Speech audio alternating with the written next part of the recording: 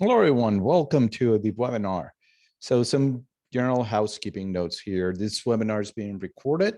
So all of your questions are going to be part of the recording itself. A full replay of this webinar is going to be made available to you in our YouTube channel. So do go over there and watch the recording afterwards. You can actually share that to all of your friends. In addition to that, we have other videos that might be of interest to you. Any questions can be entered at any time using our QA function.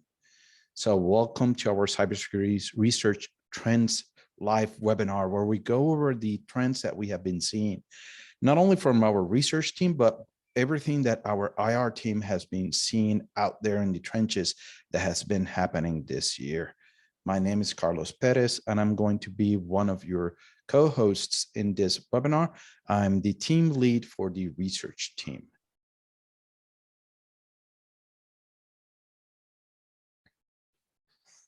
And I'm Liz Waddell. I will be your other co-host. I was waiting for a pass off, but hey, I am a principal securities consultant here at Trusted Sec and an incident commander on our incident response team. Also, as special guest star, we do have Tyler Hudak, who is our incident response practice lead. So, Carlos, why don't you talk a little bit about what we'll be going over? Yes.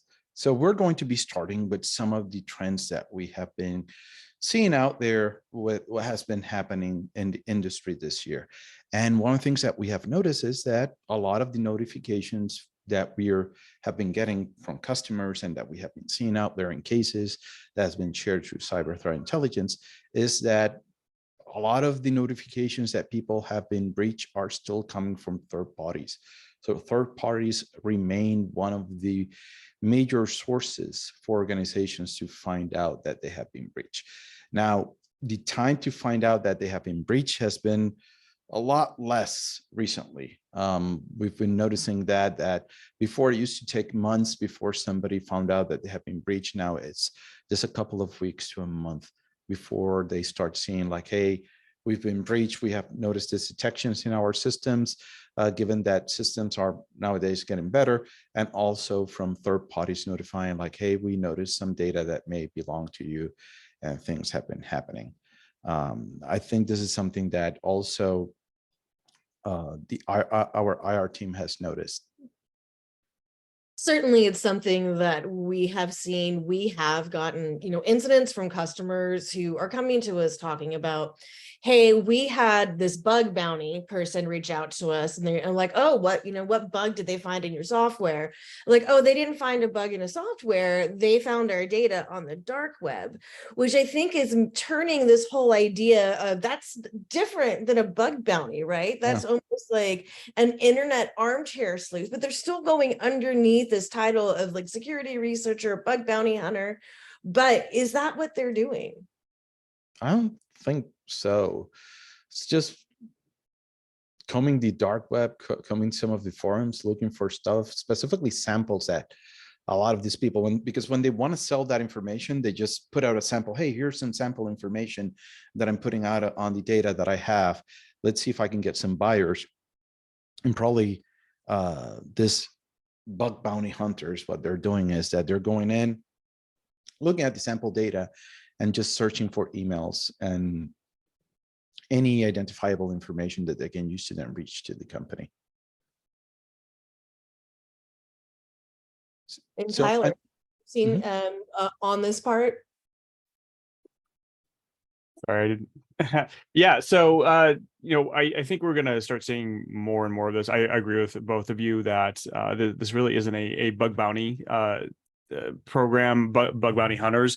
But I suspect, though, we're going to maybe see more and more companies opt to put in a program like this. I think we're just in the initial stages of this, kind of like when we first started seeing the bug bounty programs get started up or spun up, just because having somebody go out and do this for you is an expensive process. If you hire a company to go out and do this for you, it is an expensive process. But if you kind of outsource that to like people do with bug bounties, or somebody happens to stumble across it, that might be something that an organization can benefit from. Yeah. Another thing that we have been seeing on the research side is that a lot of people keep saying like, hey, PowerShell's dead, specifically on the red teams. They go like, oh, no, we cannot use PowerShell anymore. We're going to get detected. Oh, PowerShell is so awful.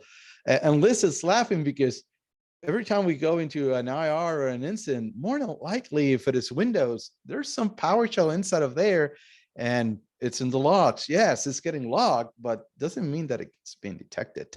Okay, one, you said it's getting logged, and that is, I wish that was the case. I think that's going to be the biggest thing you're going to hear us gripe about probably anytime we have a discussion with an IR team is what's being logged. Okay, so PowerShell is only like logged if you tell it to log it for certain, like I think Tyler is a PowerShell version 5 and up where they start automatically logging. I believe so. Yeah. So it's not always turned on.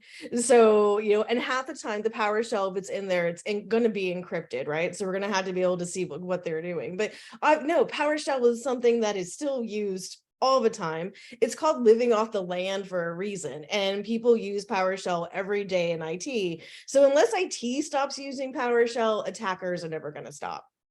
And not only that, but I still remember back in late 90s, early 2000s, I'm dating myself. I remember when I worked at Microsoft, almost all of our IR tools that my team at Microsoft Consulting Services back then wrote were in BBScript. And I remember we started seeing BBScript malware, we started seeing macros, and we're going, oh, this is going to die at some point. And still to this day, our red team, when they go and do some of their exercises, we still see a ton of BBScript, a ton of JScript, MSHTA, used for initial access, used for persistence. So Microsoft, with their philosophy for backward compatibility, it has a very, good attack surface area that they're keeping alive for many people. But that's, you've got to go against an organization's business justification, right?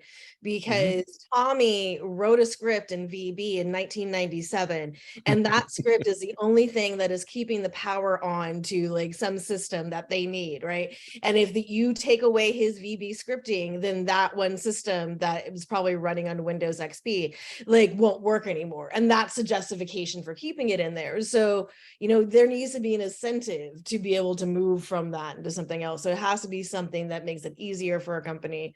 But still, PowerShell is not going to go away. I want to see the red teamer who tells me that PowerShell is dead. We'll meet in Nally. That's fine.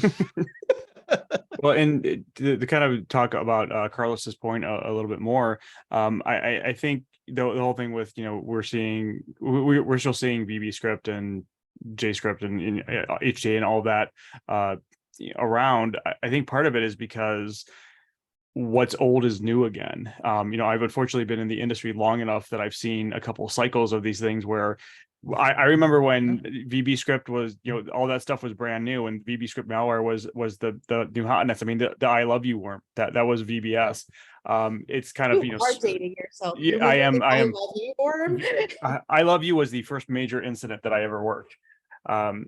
But people have a lot, as we've gotten more people into the industry, we've kind of forgotten about that. And I think a lot are starting to rediscover that, Carlos, exactly like you said, because of that backwards compatibility. It's still out there. It still works. And so, we're probably starting to see these again. I mean, for a little while there, I started to see a resurgence in IRC worms, only because people had forgotten about IRC. IRC was like the first command and control channel. And it kind of went away when HTTP became the de facto standard. And not that HTTP still isn't, but every once in a while you still see an IRC worm pop up because nobody's really monitoring IRC anymore. Wow, IRC brought back memories when I was part of the Metasploit team, and You just like remember all your friends. You're just like, oh, I remember talking to you. yeah, wow, yeah, and in addition to that, there's still Microsoft products that use that in the background. For example, Outlook. Outlook uses that a lot. That was I still remember when Mandiant did a write up on an UNC, as they were calling it, and it turned out to be us. We had our own persistence using the Outlook homepage. that we have set up back then. And all of a sudden, Mandiant thought it was a APT using that, but it was actually our guys with some of our internal code that we wrote. It still works. It's still there. Microsoft provides telemetry via AMSI for it, both for PowerShell and for Windows scripting host and JScript. But sadly, you see AV companies just go, oh, here's my checkbox. I do use AMSI, but you have no rules for it. Nobody's using that. So there's Well, still yeah, going to so be detections. I think that comes down to, if you're going to be a organization that is leveraging these scripts as part of your daily process, it's just important to know what's real and what's not, right? What's good, what's bad. So if you have these scripts in there, know what, you should anticipate running. So when something anomalous runs, that, you can detect it, or somebody else can come in and investigate it, and you can definitively say, yes, I know we don't do that. Yeah, and all of that logging goes to the third bullet point on the search side, which is process tracking still king. Like for ages and ages and ages, from the days that I was doing freaking to starting to hack NT 3.5 and NT 4, we relied on executing executables on the machine to do our stuff, and using Netcat, using MBT, and using other tools back in the old days. Now, still to this day, we see actors as advanced as China's APT groups, even ourselves, depending on the level of logging, auditing that the customer has. We may just switch to use living off the land and just using executables. But one thing I've noticed is that even big to small companies, once they deploy an EDR, all of a sudden they forget about all of this auditing stuff that they need to turn on and they need to enable. And they go like, oh, no, I have an EDR. I don't need no auditing. I don't need to track process creation. But as attackers, we need to create a process to do stuff. It has to start somewhere.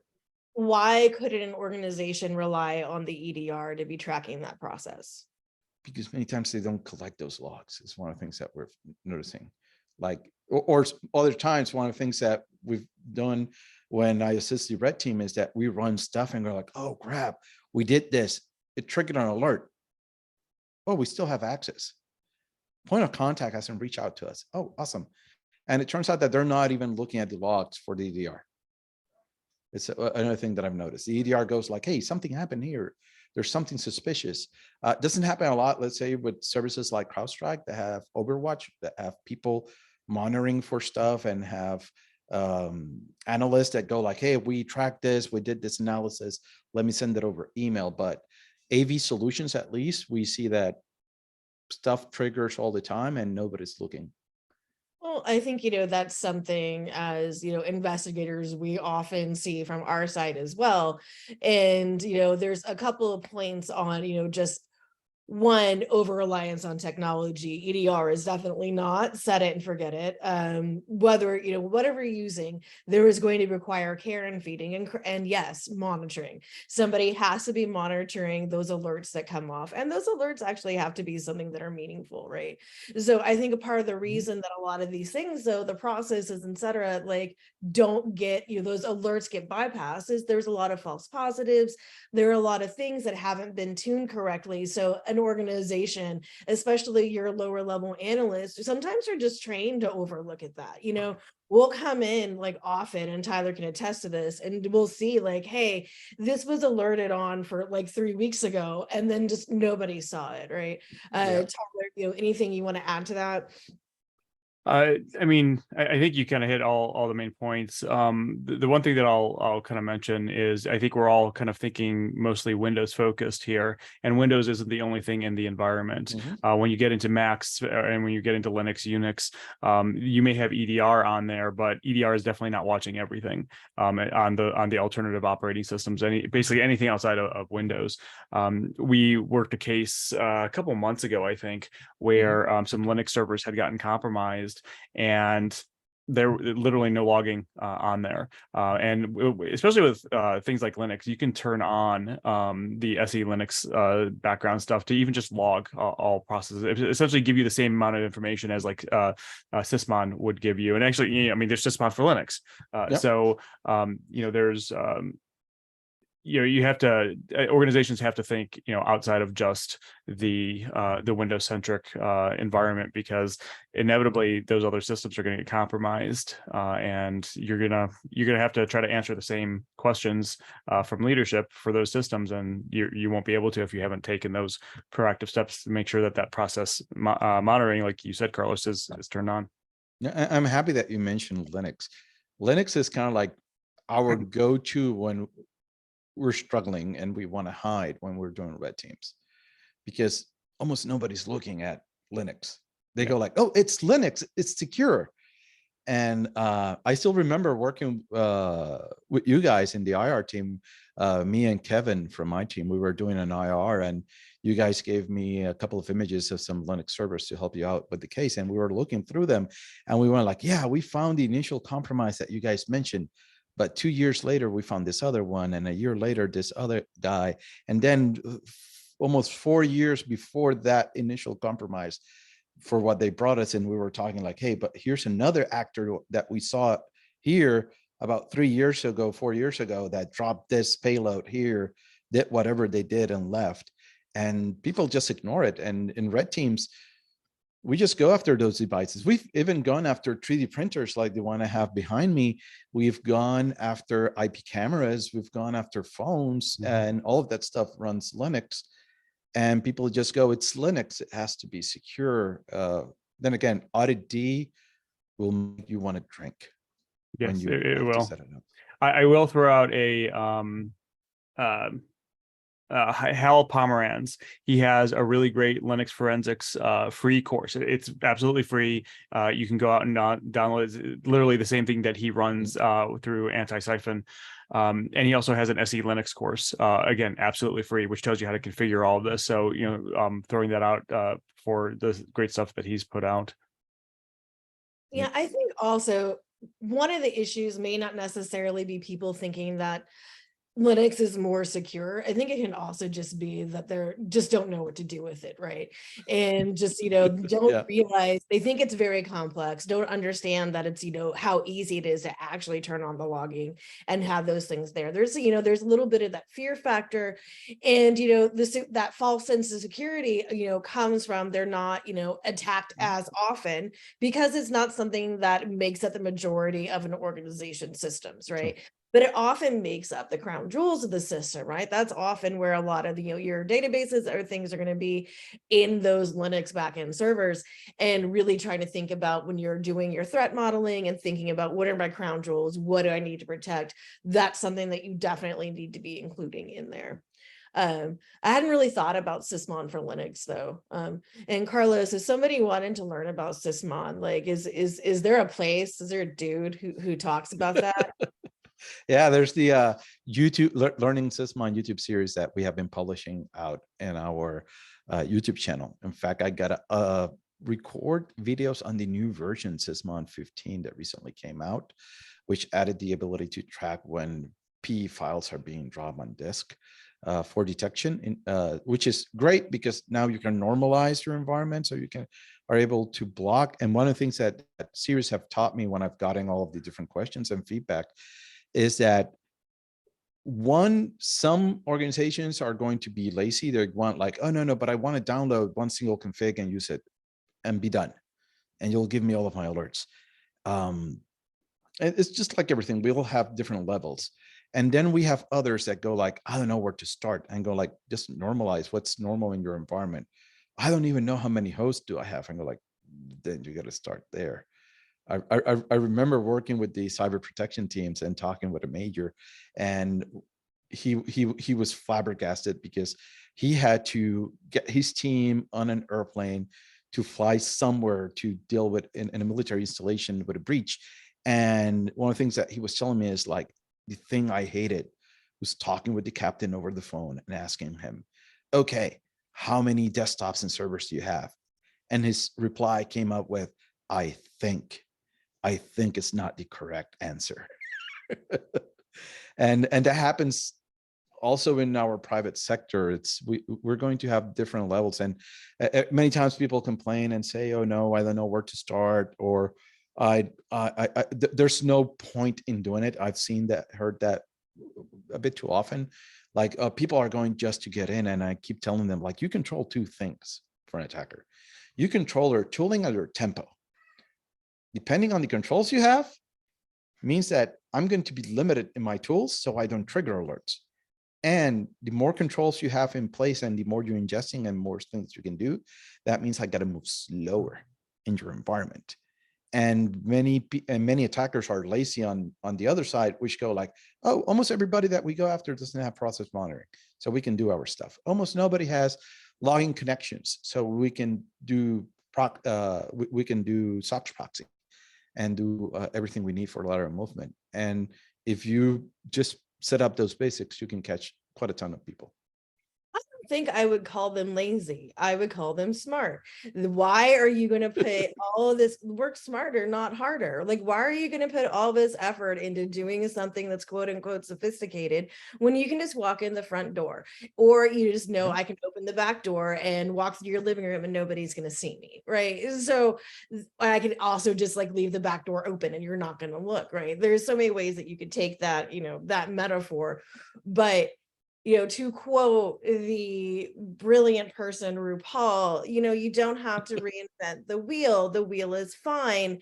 And I think that's a lot of, ideas that a lot of attackers have, right? Why am I going to go through and do something that's super crazy complicated when all I have to do is just do what I've been doing since 1997, and here's configure, right? We have seen there was like old is new, what we saw configure like how long ago, Tyler? Like 3 months ago, Yep. Yeah, and it's just like, oh, that's an actual like running version of configure. That's insane. But those things still exist. So why would I make something new? But what I think something that's interesting as far as like the trend goes, and I was talking to Tyler about this the other day, I think this is like a really good thing for your AI language model softwares, like working with them to be like, hey, I need to map my environment, right? I need to know how many endpoints I have. What is the easiest way for me to do this? I need to figure out where my data flows. How can I do it? This is the type of stuff where I really think like ChatGPT can like be beneficial to a security company, right? So like, I'm not discounting like AI for this stuff. I think that's actually something that would be really helpful. That's true. And it's like, I remember I used to be a tactical instructor. And I remember going to one base where I was teaching CRG, close range gunfighting. And there was a poster that contained Murphy's Rules of Combat. And one of them actually said, professionals are predictable, but the world is full of amateurs. And that kind of clicked for me in terms like, hey, we know how an advanced APT attacker is going to behave. In the system, they're going to move slow. They're going to be living off in memory. Everything's going to be APIs. But the world's full of amateurs. Like everybody else out there is going to do, they're just going to run CMD and start doing ipconfig, who am I, and all kinds of stuff on the system that should raise alerts. It should. And, using things like Sysmon are great. All right. Anything else on our research trends, or are we ready to switch to from the field? Let's go to the field. It sounds so exciting indeed. So, Tyler and I, we are part of Trusted Sec's incident response team. So I think Carlos called us the canary in the coal mine for a lot of things that are happening over at our red team. We see attacks like as they're coming through, but we also see, just the general what's in the world, right? What are they facing? And so a lot of the things that unfortunately we're still seeing are business email compromises, the BECs. And I've been really thinking about this, as we go through, what are the things that are we still seeing? What are the things I wish would change? And so 2 things we're going to touch on here, and I have these in an order I think I'm going to reverse. So a lot of this, thinking about what an attacker does in the environment once you've been compromised. And so a lot of things that we've been seeing in a lot of our incidents is just attackers using inbox forwarding rules as a way to hide. And again, goes into, why am I going to do something difficult when this is really easy? I'm in your environment. I am basically going to create inbox rules that says, if you get a message from X, hide it to this folder so you don't see it, right? But as an investigator, what we need to do is come in and actually say, what happened? What things are you logging? What are going on? So that turns back to the first point, which is knowing your licensing. And so I think we're going to have some hot takes on this from this group. So I think we can drop the slide and go back to just, our videos.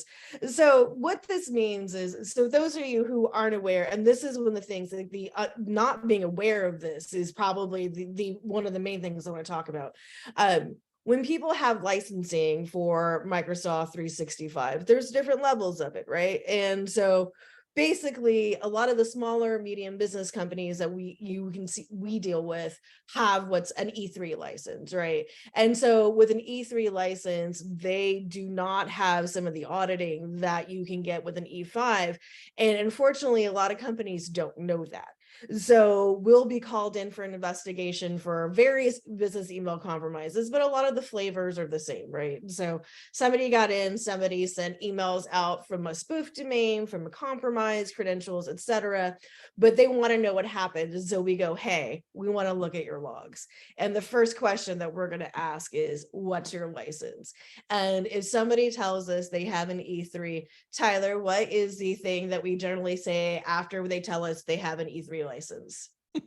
You are not going to be able, we are not going to be able to answer all of the questions that you want. And I would even say that to make things even more confusing, there's E3, there's E5 on the licenses, there's Microsoft Business, there's Business Premium, and they all give different things. I would even say that a lot of times when we get into those calls, the question or the answer we get about that license is, I don't know. They just don't know what their license is. But to get back to what you asked, yeah, unfortunately, if they have like a business, a Microsoft Business license or E3, there are certain events that just are not logged. You need that Business Premium and the E5 license, and I'm not quite sure where. I'll be honest, I just don't know what the difference between Premium and E5 is and what gets logged between the two. I just know for E5, which of course costs a lot more per user, you get some of those events that a lot of organizations need to see during a business email compromise, or let me rephrase that their lawyers want us to look at during a business email compromise. And the big one is the mail items accessed event log. This occurs whenever anybody actually opens up an email. And the reason that's important during a business email compromise is you have an attacker in that email account. From the legal side, and I'm not a lawyer, so I'm just going based off of our experience on these engagements. Your legal team is going to want to know, what did they access? Because if they can show what they accessed, that shows what they didn't access. And if they didn't access anything with PHI in it or PII in it, then they don't have to report that. Outside, if they can't show that, then you kind of have to assume that the attackers accessed everything. And unfortunately, you can't show that unless you have the E5 license and you've turned on those events. Even if you have E5, some of those events are not turned on by default. So thanks, Microsoft. Yeah, and there's different subscriptions within there too. Like there is an e-discovery module that you can put on, tag on, but that's only available if you have an E5. And, as I was going through this, like I just went into like a mound of confusion trying to figure out like, okay, so like maybe you can add on this module to your E3, but I guess, what it comes down to is that you really have to talk to your Microsoft people. And then I'm also get kind of annoyed. I'm like, one, like I get that keeping logs and things are very expensive, but it does feel like there is, almost like logs are being held hostage, right? Because I was looking, it was like, are there APIs? Are there other things that an organization that didn't want to pay the premium cost could do in in order to get those logs to tell what's going on? And the answer I am mainly finding is no. There were some APIs that seem to have been gone. Again, like I am not a Microsoft expert on this, so if there are ways, like really would love to know so we can share this with other people. But as far as I can tell, the only way to get those logs is to pay Microsoft.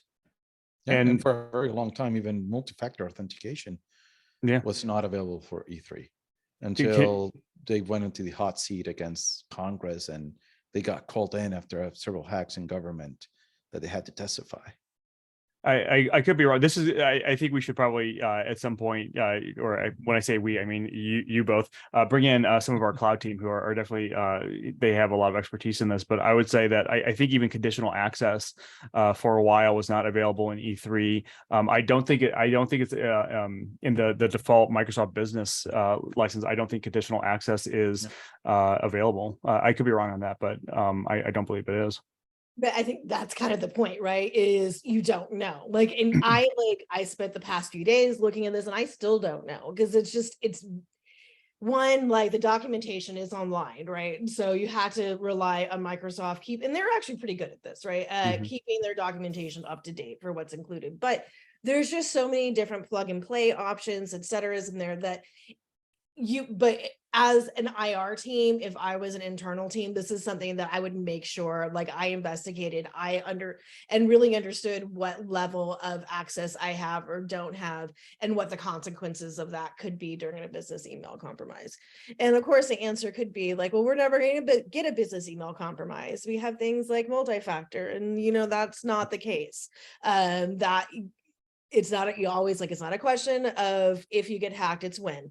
So be prepared that you're going to want to know what happens, or you're going to call in a third party like Trusted Sec, and then we're going to have to give you the answer of we're not going to be able to find out, or we can find out some things and it's going to be really expensive because we're going to have to be like ripping apart stuff down to like little tiny things, just trying to get you some clue of what happened. Yeah. So really thinking about this stuff ahead of time it's incredibly crucial. And that's why purple team exercises are so important, because you go in and you find out through a purple team exercise, what are my gaps? What am I not looking at? What am I not covering? So then you can go like, okay, now I need to set up a work plan so I can address all of these gaps that I now have. But at the very least, you know that you have gaps, and where are those gaps before an incident actually happens. And some solutions we've seen some companies take is basically picking and choosing, like from your executive leadership team, or like people who have really like crucial jobs, like, hey, maybe we just turn on E5 licensing for these particular groups. We don't really care about what Joe Schmo down in purchasing or whatever he does. Like I think everybody has an important job, but there may be somebody whose like job doesn't need to have an E5 license. So that is some ways we've seen some companies addressing this, but really I think it comes down to just having the knowledge of your environment and what's being allowed. All right. So I think I'm going to move on to, are we ready? I think to move on, I'm being cognizant of time. We got 10 minutes. I want to open us up for some questions. So I think this time we're going to talk about the trend of the quarter, and that is Move It. And one, I am very sick of I like to move it stuck in my head. I would like that to go away. It also feels like this has been going on forever, but apparently this only started at the end of May. So I just don't know if June felt really long or what, but yeah, so apparently this has only been happening for a little over a month and a half. Huh, who knew? So but the industry and in general, first started, like I said, getting aware around Memorial Day weekend. And some, believe, that was on purpose. The main group that's been exploiting this and behind it has been CLOP. And so there are people who think that, the attack started on Memorial Day weekend to take advantage of people being on holiday. Although if you work in IR, you never get a holiday. So Tyler did not get a holiday. And he became, I'm going to say Tyler's on the front lines. But really, I think what I was really interesting is Tyler kind of led our investigation here at Trusted Sec into this, and the approach that he took, I thought was pretty interesting. I think we can drop the chapter slide. Tyler, what are and I guess we can, as a high level thing, if you're unaware of what this vulnerability is, basically it's a SQL injection that was present in the Move It software. So basically, I think you kind of got that, you got that basic information. You knew it was something that was being exploited. How did you approach figuring out what it did? Yeah, so to be clear, I didn't actually start digging into the vulnerability itself. That kind of went over to Carlos and the research team and some of our pen testers. I was more interested in, all right, well, how is this being exploited, and what are the what are the indicators around that? And so we kind of took this in two different branches, I guess.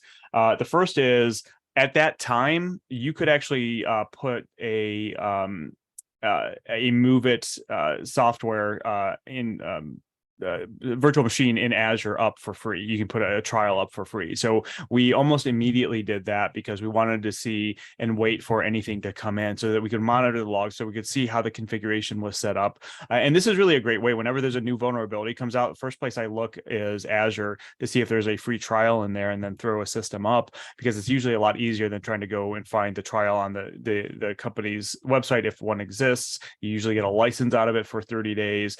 If you don't have an Azure account, you can get a free one and you get like so much in credit per month. So it's a really great place to set things up.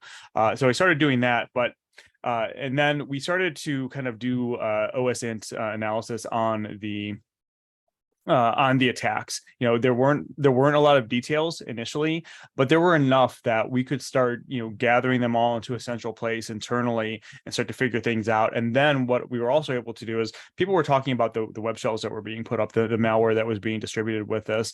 And fortunately, through some creative VirusTotal queries, we were actually able to find some of the malware that was being used in this, and that kind of allowed us to get a better idea. And it just kind of snowballed. It was really a lot of OSINT analysis at that point, because there really wasn't a lot of people talking about this, at least initially. If for nothing else, there wasn't a lot of information out there to begin with. And I'll say this too: we did not have any clients at this time coming to us with this. We kind of had to do this all on our own. Unfortunately, I say unfortunately, I really mean fortunately, none of our clients appeared to get hit with this initially. So, but by doing a lot of that analysis, we were able to gather a lot of this information, come up with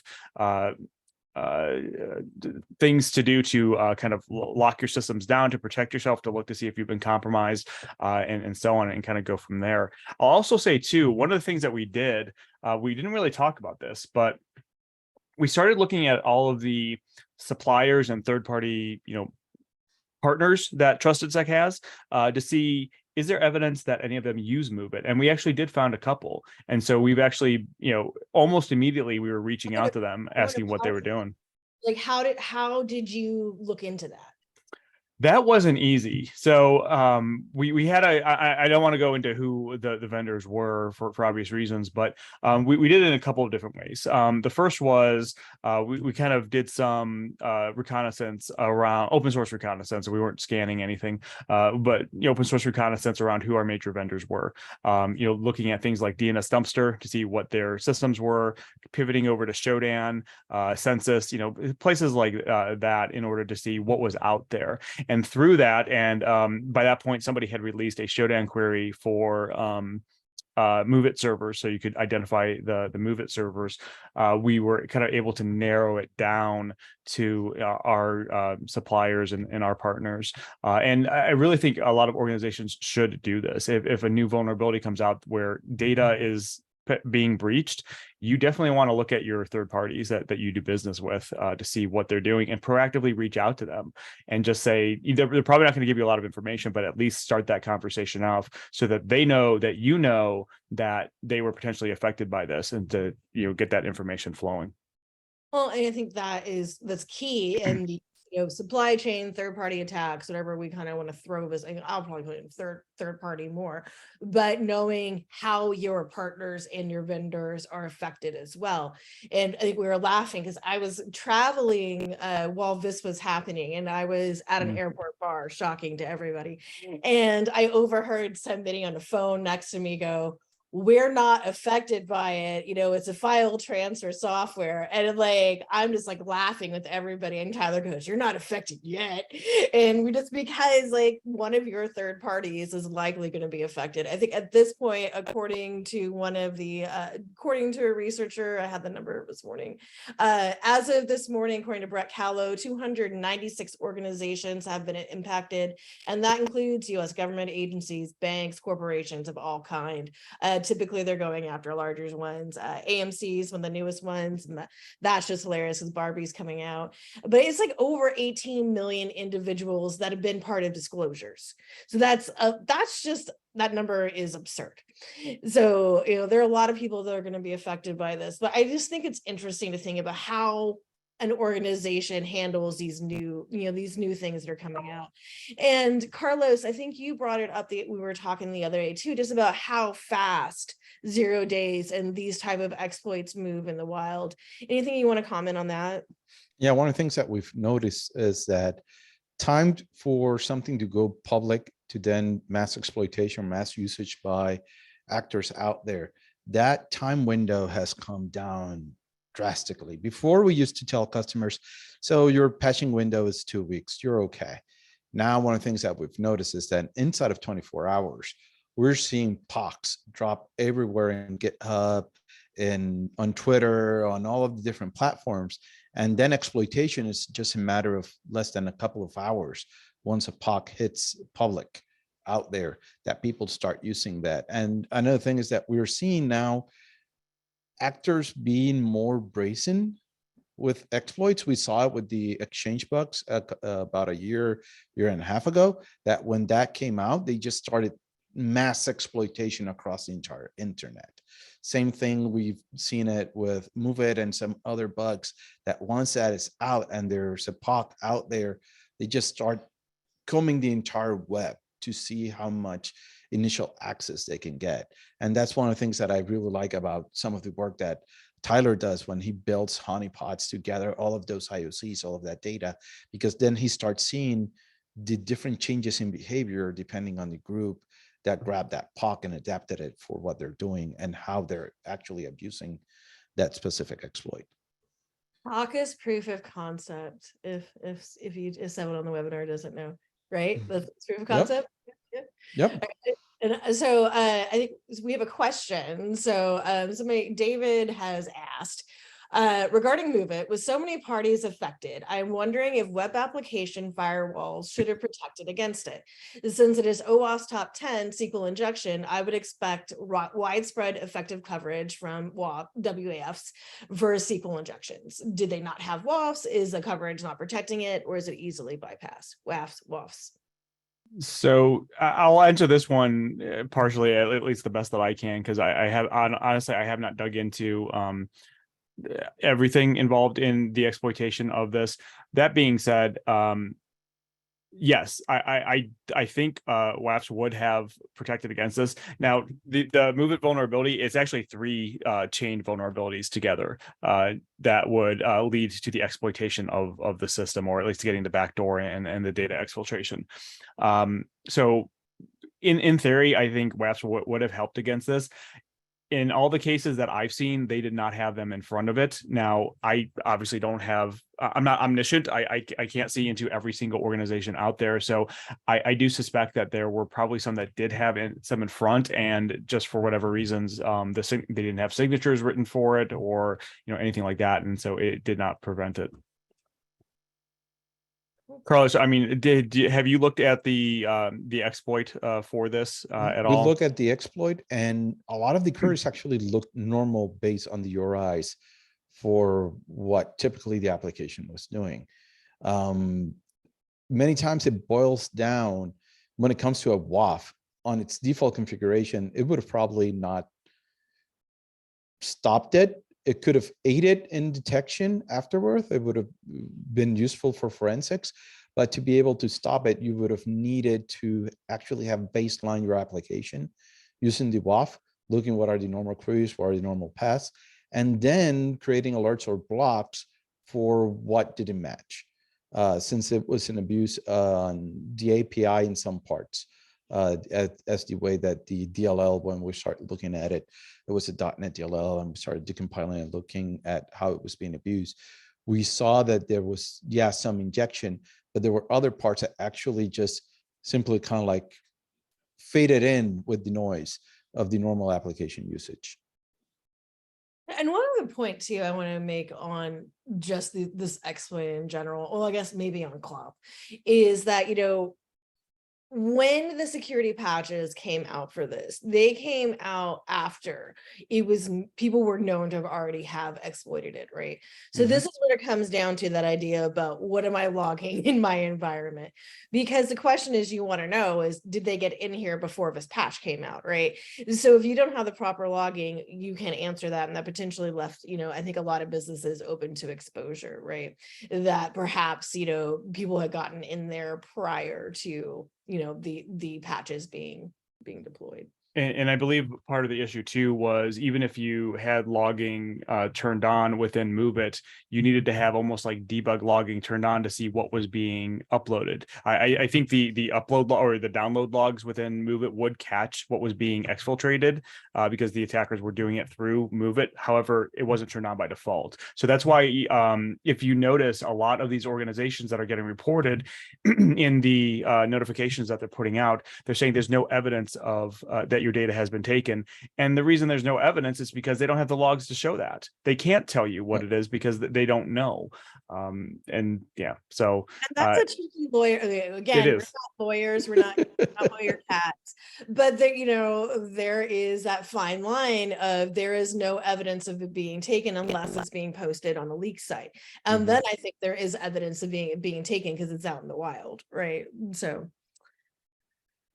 all right, so another question we have, and good. We're getting to the end of this. So if you guys start putting questions in, so this one says, do you see customers blocking move it as an application via proxies or firewalls?